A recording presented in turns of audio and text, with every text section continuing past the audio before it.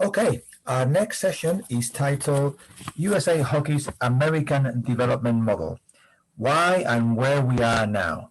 In 2009, USA Hockey made a seismic shift in its player development initiatives to address three main factors affecting the organization: a rapid decline in new youth participation numbers, a decline in youth player retention rates, and concerns with national team performance. 10 years on, with continued evolution, USA Hockey is now reaping the benefits of a consistent long-term approach. To discuss this fascinating topic, we have with us Ken Martel, Technical Director of USA Hockey. Ken has an extensive background in player development and a long history as a coach with USA Hockey. Prior to taking over the development of the ADM in 2009, Ken served as a coach with USA Hockey's National Team Development Program, coaching in nine World Championships. He has received multiple awards for his efforts as a coach and as a coach developer. Thanks a million for joining us, Ken. The floor is yours. Thanks, Sergio. I'd like to thank you and the iCoach Kids project for allowing me to really share our story. And when I say share, let me try and share my screen here. Hopefully you can all see this. Really, our story, I guess, began back in 2008. Try and give you a bit of a practical example based on some of the things that we've actually been able to do over the long time here.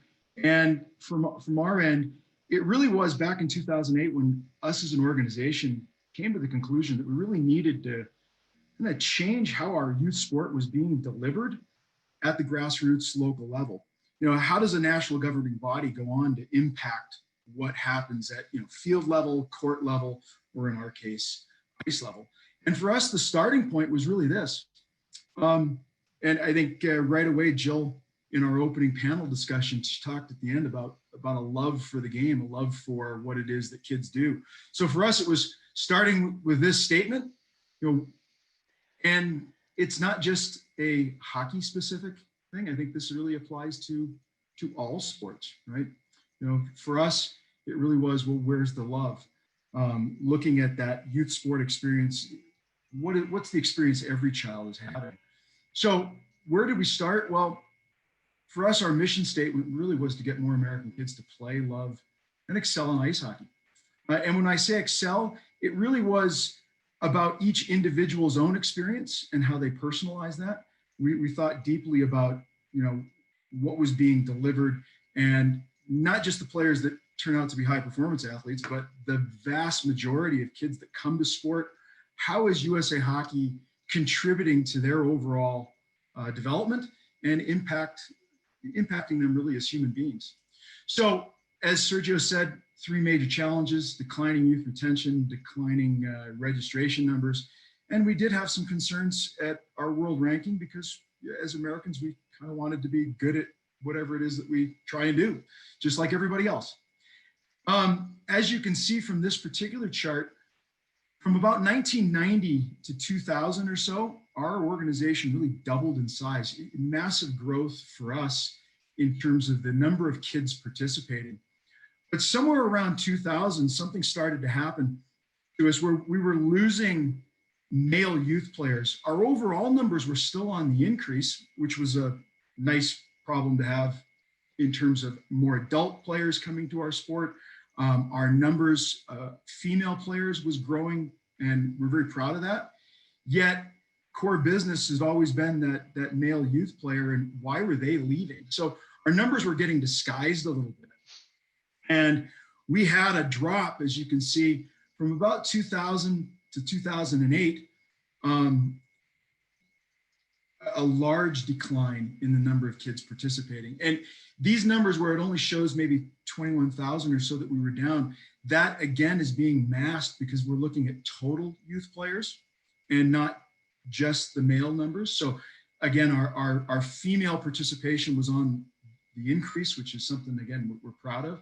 But for us, we were bleeding out every year reduced numbers of children playing. So this was a real big concern, especially for people like myself and the others that work at USA Hockey, where we're like everybody else involved in sport. We have a real passion for our game, and It was difficult for us to understand why kids might not have the same love that we had. Why were they leaving?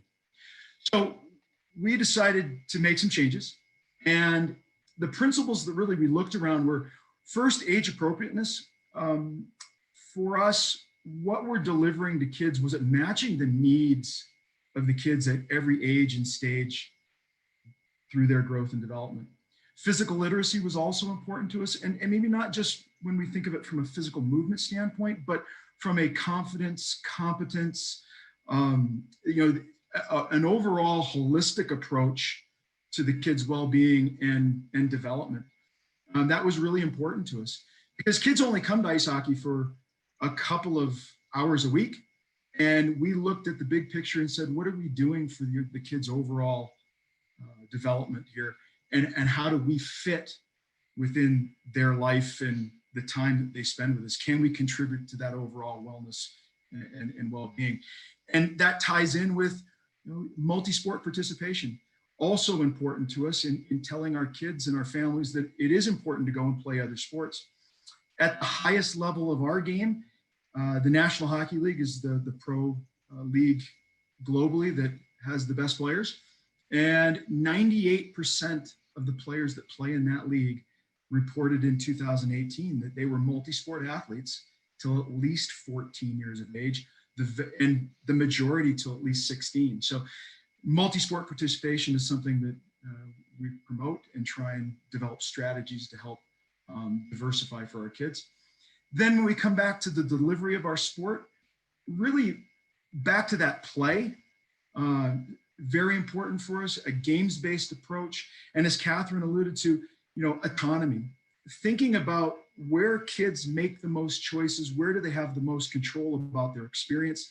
And it's within that play environment. So can we create training sessions to where when they show up at the sport, they're having fun, they're enjoying themselves, they have more autonomy, and we do things more from a play games-based approach. And then we looked at, where do we increase accessibility? What are the barriers to entry to our sport? And how do we increase engagement in helping our local programs develop strategies to address that? And the last thing is really a safe environment, because we know as a youth sport provider, if kids and families don't feel that it's safe, they're not showing up. So really important there as well.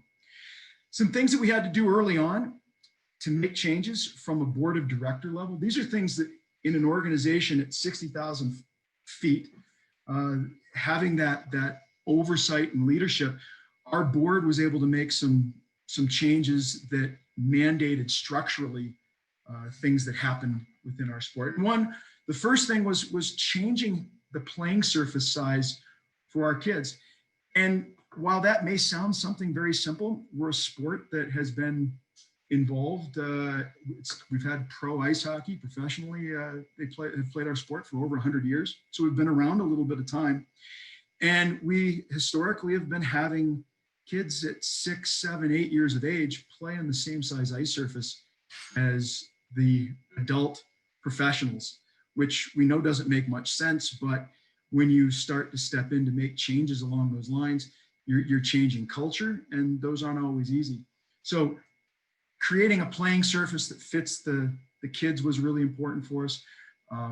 Changing and eliminating body checking at a young age. Again, we're a physical contact sport, and that certainly there's culture in our sport around that. So that was a difficult change. We discontinued having a 12 and under national championship. We thought as an organization, if we're promoting long-term development, we're promoting patience for our clubs, putting together an event that incentivizes people to sort of aggregate kids and the better players together at a really young age is very hypocritical of an organization like us. So our board discontinued national championships. We eliminated national player development camps, things that we're working on from a national team perspective. It's just too young to start, too many changes. And again, it puts pressure on the system downstream. So we took our responsibility very seriously there about eliminating some things, where at least that we're publicly facing, where we knew we couldn't be hypocritical about what we did.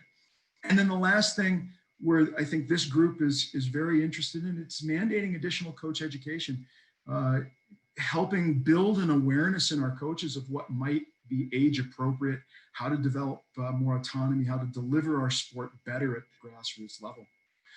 So the working plan for us as an organization was initially establish a partnership with our professional league here in North America, and use their resources to help us carry that message, because they are very influential. They're in the public media and public face. So that was important.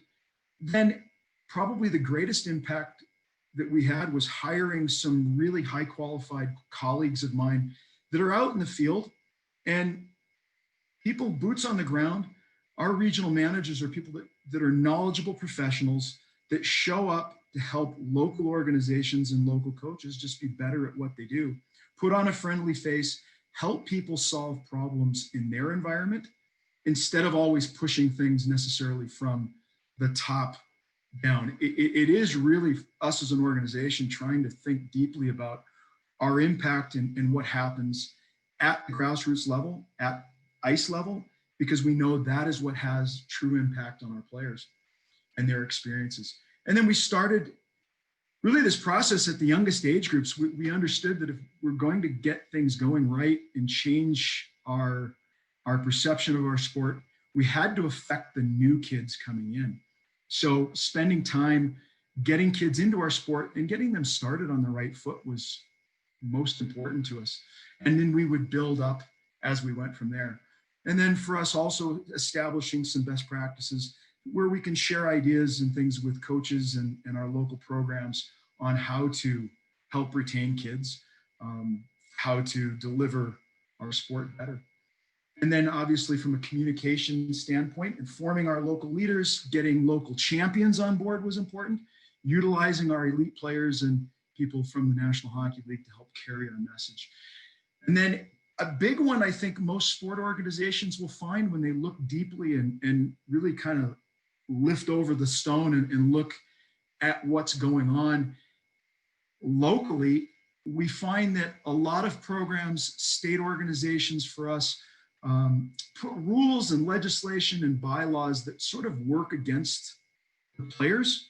They make life very easy for the adults involved in our sports, but yet go against things that we know might not be as player-centered as we really want. So our staff has spent a lot of time trying to help uncover the things out in the field that go against creating the best possible experience for our kids. The next was creating correct sized equipment and field size, playing surface size for our kids, as we talked about. Creating an environment that's fun and engaging for our kids. We've looked at a lot of the research that's out there, work that I'm sure a lot of people on this conference are familiar with. Amanda Visick and her research on fun have tried to really incorporate things. We say we take fun very seriously. Again, that comes back to that games is a significant portion of practice. Kids don't sign up for youth sport to work at it. They come to play. So for us, it's really thinking about that play aspect and then providing a better sequencing for what it is that we're doing.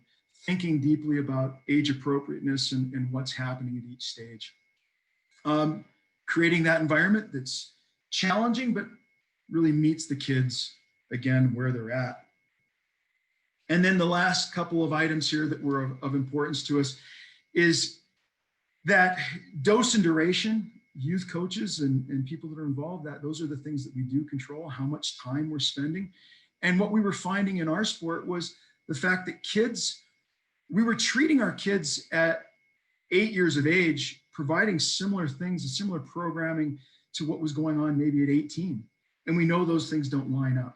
We know that it's important for them to take some time maybe away from our sport, to go do other things, to broaden that experience so that when they do come, spend quality time in our sport. So dose and duration were important. And then the last thing was we had youth programs that were creating the same team sizes that our professional teams had.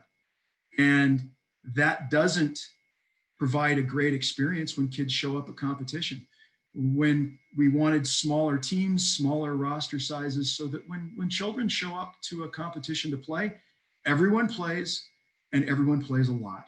So those are some of the major changes that we've gone through. And then lastly, really connecting with stakeholders and understanding the messaging that they were delivering at the local level. And whether that's the kids involved, the parents, the coaches, the clubs, the facilities, our internal structure, what's the message being delivered? And I have a cartoon that's up here on the screen.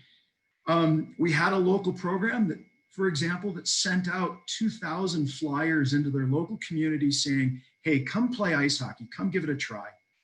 And nobody showed up. And they had this wonderful paragraph written about the qualities that we all know youth sports can bring, yet this was the picture that was at the top of the screen. And they couldn't figure out, well, why no one showed up. And if I'm a new parent thinking about, why would I bring my kid if that's what my child's going to look like when they're done? So helping craft the message, helping understand the messaging that's going on within your sport, really at the grassroots level, helps us understand the experience that our organizations and our coaches are providing. So that was really important. So where are we at now? To kind of wrap things up, these numbers are for 2018, 2019.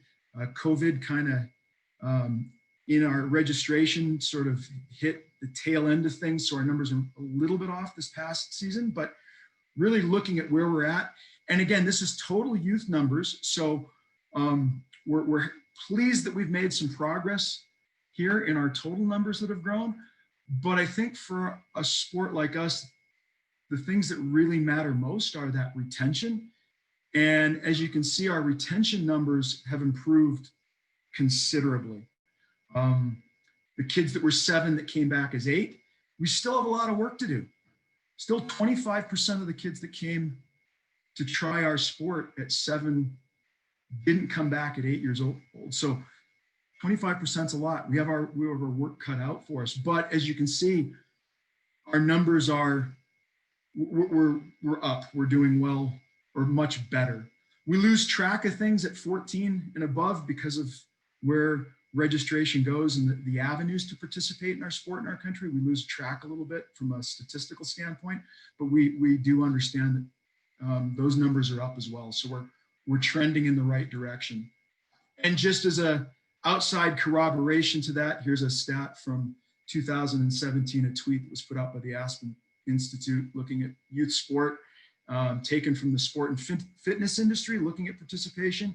And as you can see, things were moving in the right direction. So here we are since 2014-15, growth in every age category, retention at every age.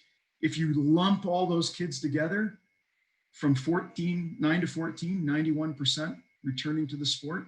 Still can improve, got room to improve, but overall records and membership, and then early adopters showing some, improvement from a performance standpoint as well. Some of our national teams have had some success. We're producing more and a broader player pool at the elite end. So those that think that focusing on participation, focusing on grassroots sport isn't the right strategy to help have greater gains at a performance level is absolutely the wrong message, the wrong thing. They are certainly intertwined. And I'm going to leave you with this last picture because this is the image that we want to portray to our youth coaches, our youth clubs, the people that deliver our youth sport experience. When kids come to ice hockey, we want them to think about this, creating this playground for our kids, and we want our adults to understand that this is what we're trying to deliver. So thank you for the time, and maybe there's a question or two that I might be able to answer. Thanks, Ken. Absolutely delighted to see your presentation, really. I think the first time I came across your work was in 2013. I think I was in Colorado for a conference at the USOC, and you presented. And at the time, you didn't have the stats to prove that this was working, okay? but it was so refreshing to see, and I'm so happy that over time it's really paid off. You've been ice breaking, let's call it, in the US, and really I know that a lot of the other governing bodies, USA Basketball, Soccer, Football, are now trying to replicate what you've done. We've run out of time for questions because we need to move on to the next session. But inspirational as always. Thank you so much. I think people have taken so much from it, and keep up the good work. Okay, fantastic. Thanks, Ken.